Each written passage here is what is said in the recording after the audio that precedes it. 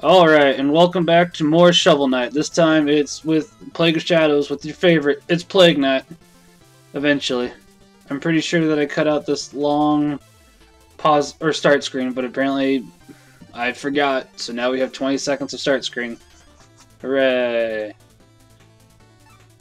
And I know that I cut this out too because I was talking with James, but I was like, we probably don't need 25 seconds of start screen, right? And it's like, nah, probably not. That'd be really boring. And it's like, oh, okay. Apparently it's decided to keep it in. So we get Plague Knight, and I think that this time I went for a little bit different name than my own. So I went for those Catholic Gaming Commentaries, but obviously that couldn't fit it all, so TCGC. It's close enough. And I have a bone to pick with Yacht Club, but we'll wait till after the Plague Knight thing. Long ago, the lands were untamed and roamed by legendary adventurers. But villainy ran rampant, and in time, even the most stalwart heroes fell. So does he fight by spreading disease? Not really. It'll show what he does in it. He tosses potions. He's an alchemist. See, alchemist. The maniacal alchemist Plague Knight had plans of his own. I am the monarch. Sorry. He sought nothing less than to concoct a potion of unlimited power. Man, it takes a long time for these scenes. Yeah. A draft so fiendishly potent that nothing he desired would be out of his reach. Is that the alchemist lady that was at the end the one time? And that we've smashed all her vials? Yes! Each knight unknowingly guards a crucial ingredient. Now the collection must begin.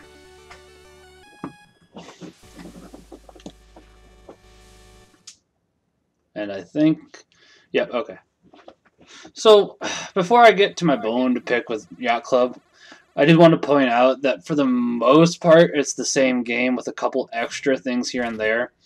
There's some areas that only Plague Knight can access because of... They did try to build some things to be unique to him, but once we get past this scene, you're going to see the exact same area. Yeah, like you can tell, this is the exact same thing that we first saw with... Shovel Knight. As I said, they do some things. As you can see, there's green coins. You need the green coins to unlock more bomb upgrades, and that's what that does. On the bright side, it did not cost any power to just keep chucking potions. No, that doesn't.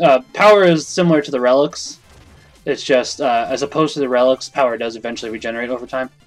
Yeah, because it just sits somewhere and just spam potions. Yeah. So I was going to say, those potions, you, depending on the type, you can have a maximum of 3 potions on the screen. Sometimes it's 2, sometimes it's 1, depending on the potency of the potion. So, as I said, I kind of have a bone I want to pick with Yacht Club games. Before I get into that, though, I do want to add the fact that Yacht Club, I love you, but I think you kind of dropped the ball with your designing body swap article you released on March 2nd. I want to give props and a little bit of what are you guys doing for that? Because you originally announced body swap mode right when the game first came out, so it's like, okay, hey, that sounds like a cool little feature. You guys aren't doing it for any...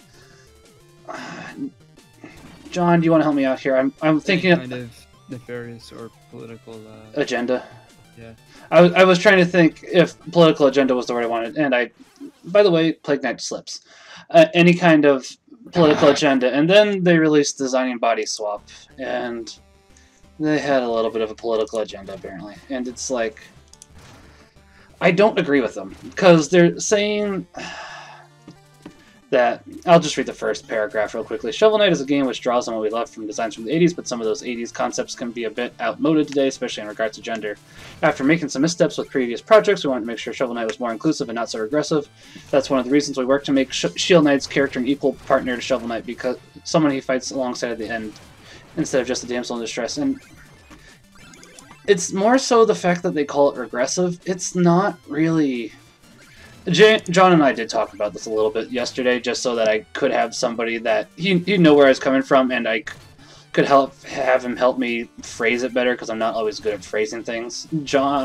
James is coming into this a little bit blind, because we didn't get a chance to talk with him about it before going into this. So sorry about that, James. But the main reason I bring that up is it's not regressive if it's not done for a nefarious reason, and I think we both agreed on that, right, John? Yeah. Like, the examples that they have primarily are Mega Man, which admittedly they only had 2 female characters, I think. They had Splash Woman and Roll, and I don't remember any other female characters to the top of my head, so I mean, that is a lot of male-only club, but at the same time, the thing is, I don't think KJ Inafune was doing it for nefarious deeds, as I said. If he was obviously doing it to be rude about it, it's like, it's not something that's meant to be that way. It's just, for the most part... It was more because it was a trope as opposed to, like, Duke Nukem, where it's there for that specific reason, right, to give you that empowerment. And that's where I was about to go. It's not like it's Duke Nukem, where it is obviously meant to be very derogatory. I think that there's not very many people that can... Like, Duke Nukem 3D has it too, but I was more so referring to Duke Nukem Forever, which has, you know, the alien rape scene, the abortion scene, the, what else is there that really... Every other joke or any other time a woman is on screen, basically. Yeah, where it is meant to be derogatory, whereas the examples that they have, as I said, Mario, Mega Man, it's like, those aren't meant to be derogatory, it's just the way that the creator made them. I mean... Likewise with, I think Mario is just mirroring a lot of the generic fairy tale of the knight in shining armor, etc. Yeah, it's not meant to be bad, and that's the thing. It has to have intent for it to be bad, I guess, if that makes sense. Because it's like, if it's not meant out of ill will, then there's really no point. And I can understand wanting to have more female role models. That is not something I disagree with at all. However, to have, I guess, this article that's patting yourself on the back being like, yeah, we're all for women's rights, woo, and it's like, women's rights are good, 100%. Don't get me wrong. However, the thing is, when you make it into a political agenda, and I don't know, it's just... a better example next time. Yeah. It's like, as I said, the way that they did it originally was like, we'll have gender swap mode. Alright, haha, that could be fun. It'd be interesting to see that. And then, I don't know, the rest of the article is just weird too, because it's like, they use Adventure Time as a good example, and it's like, I never really liked Fiona and Cake, honestly. And that may be personal preference right there. That I can't deny, honestly. Yeah. I liked Fiona. Wasn't ever into Cake that much. But it didn't feel like it was forcing it. I mean, it was natural. It wasn't forced, I guess. Right. It's not like they made a big deal out of it before it came out, I suppose. Like, hey, here comes Fiona and Cake. It's the female version of Finn and Jake. It's just like, and at the end, it was just, it proved just how stupid it was, because I know that there's been some more Fiona and Cake episodes, but initially it was just Ice King fanfiction, right?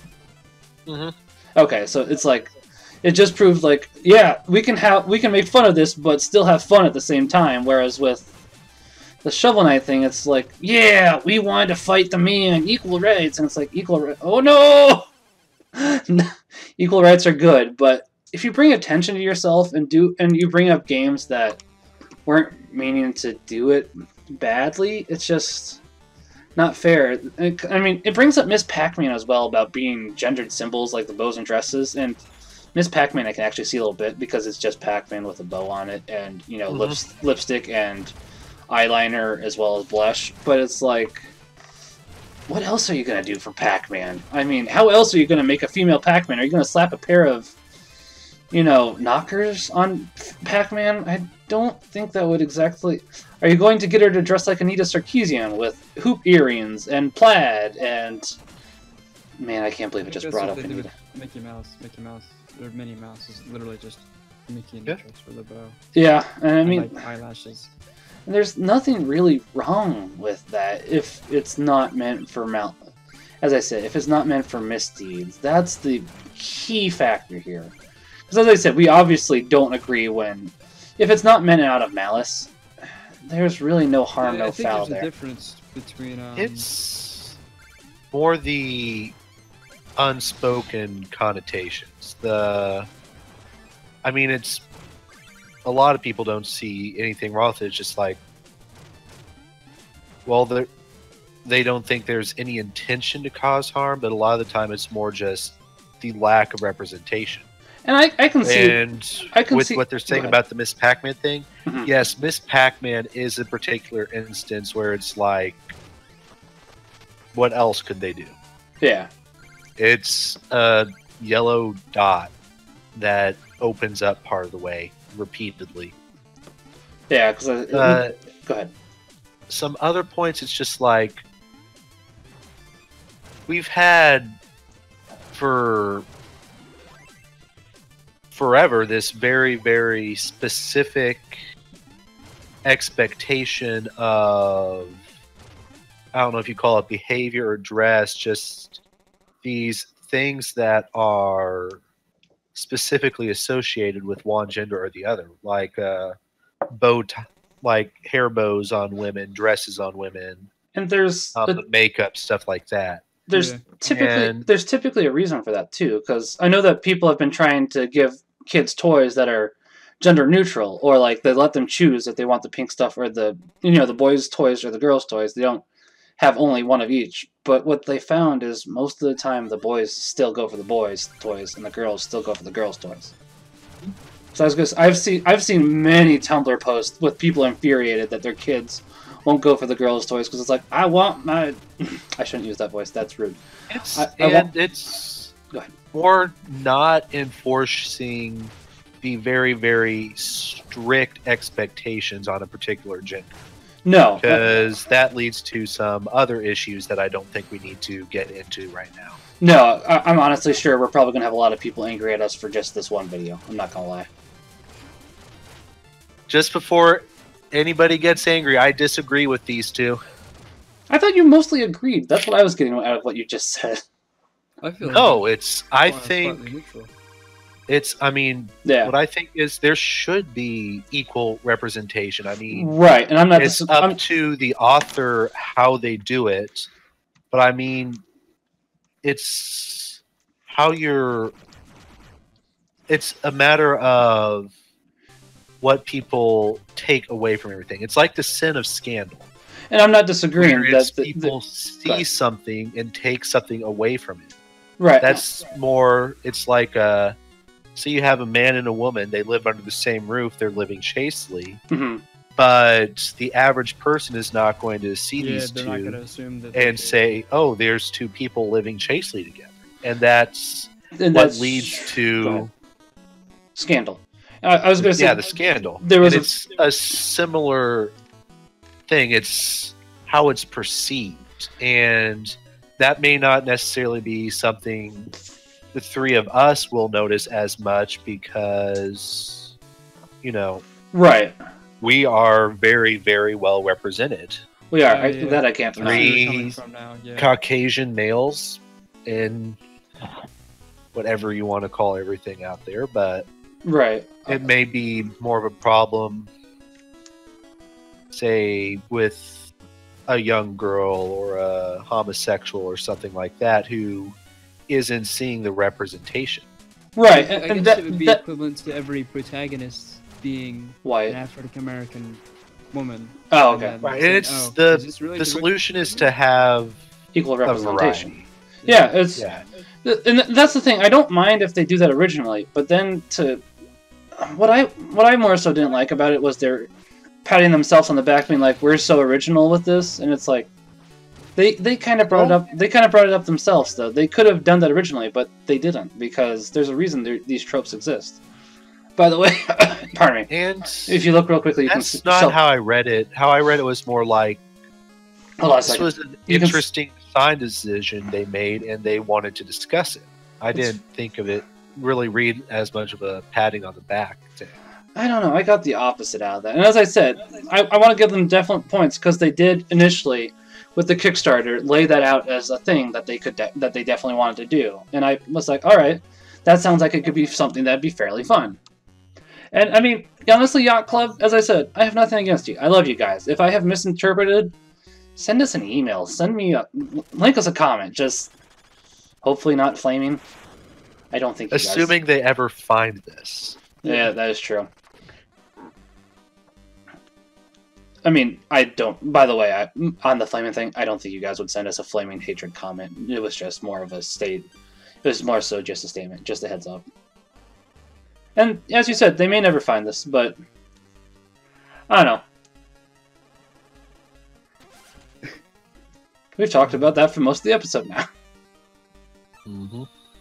Well, this is more of a. There's too much plot in this. It's more of a ramble over. It's like a alternate game mode type thing. Yeah. Yeah. Stuff happens. We have a casual conversation over.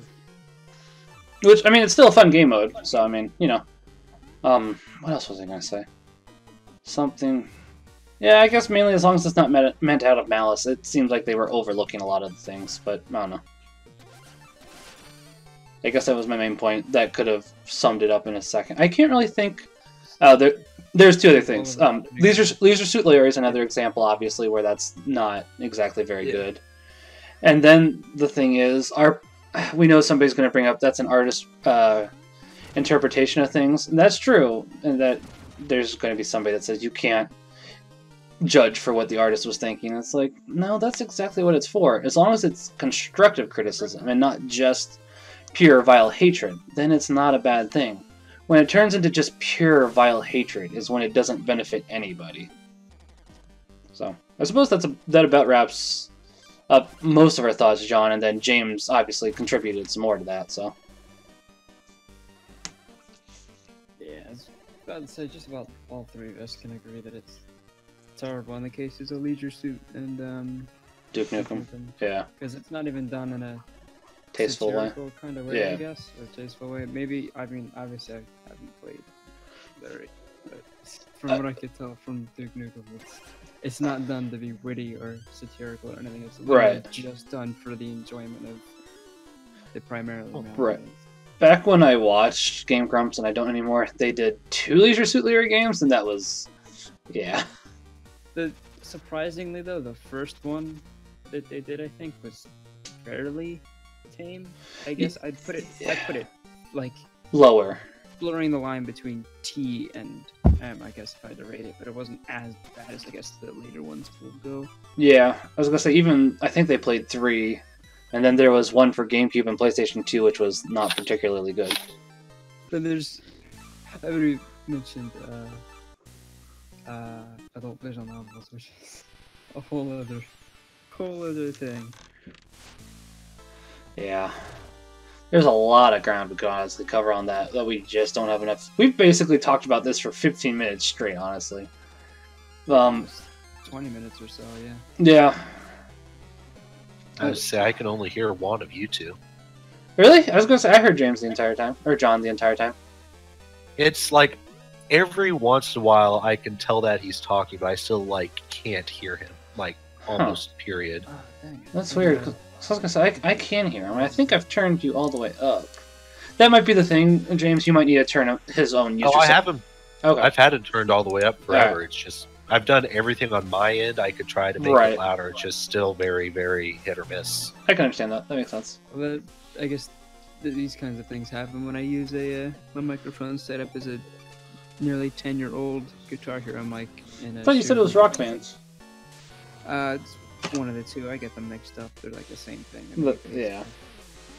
Careful, you're gonna get a. Not only we're gonna have people upset about the whole gender thing, now we're gonna have a Rock Band. You know, the finer points of Guitar Hero eclipse. Or Rock Band is more accurate, and that's why it is the superior rhythm game. To be honest, though, I prefer Guitar Hero just because it's more campy, I guess. But I haven't played Guitar Hero. I prefer Rock Band only due to the sheer amount of songs they have. Yeah, I guess they do have a lot more. Like, you have to buy a lot of them, but they have so many. I think they have thousands of DLC. Plus, I mean, it's easy money for the artists. I guess, I was gonna say, hey. Plus, they have the Proto Men, so how could I not want to play Rock Band more?